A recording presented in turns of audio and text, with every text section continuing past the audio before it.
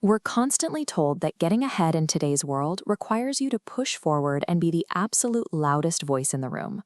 But if you watch the people who actually reach the top of the corporate ladder or cultural zeitgeist, they often vanish.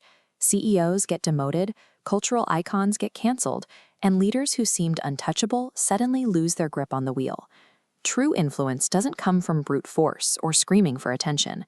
It is a calculated, psychological game played by a set of rules that completely contradict how we are naturally wired to behave. The impulses that feel most natural to us, defending our egos, craving recognition, speaking our minds, are the exact traps that guarantee our downfall. To survive, you have to invert your instincts. Think about your default behavior in a meeting or a new social setting. We have a deep ingrained urge to fill the silence, talking continuously to prove our intelligence and secure our status in the group.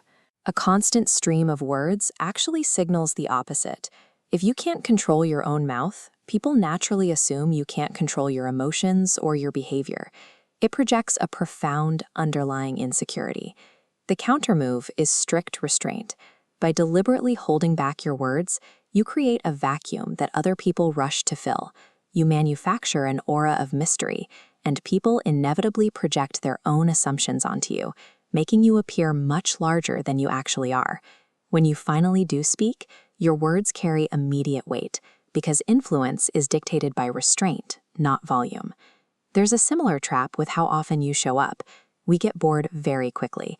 If you are constantly available, always posting, and completely predictable, people will tune you out and look for a new distraction. Consider the early Hollywood star, Greta Garbo. She would completely vanish for months or even years at a time.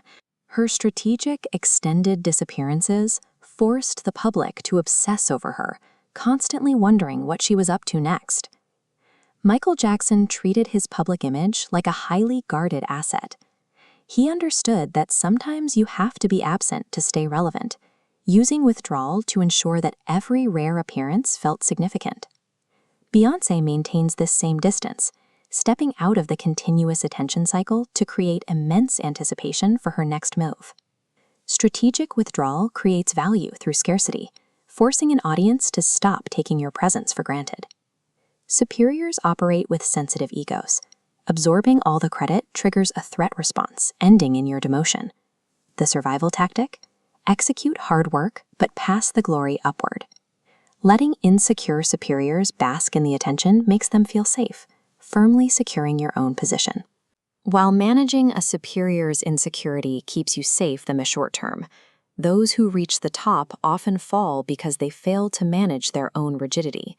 They rely on the one trait that brought them to the top, whether it's aggression or being a people pleaser, even after the world has changed around them. Machiavelli envisioned the ideal leader as someone capable of changing their very nature to match the currents of the time.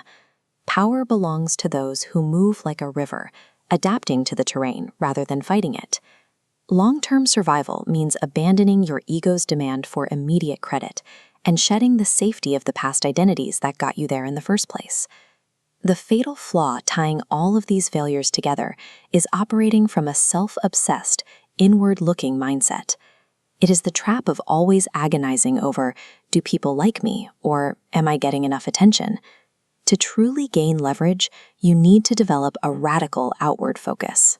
You have to step outside of your own emotions and become an elite observer of the social game, reading what other people are thinking and feeling, rather than obsessing over your own needs. This outward focus even dictates how you handle resources. Being stingy with your money or praise broadcasts anxiety. Being generous shows people you have unshakable confidence in your wealth and your position. Treat your 20s as a dedicated apprenticeship.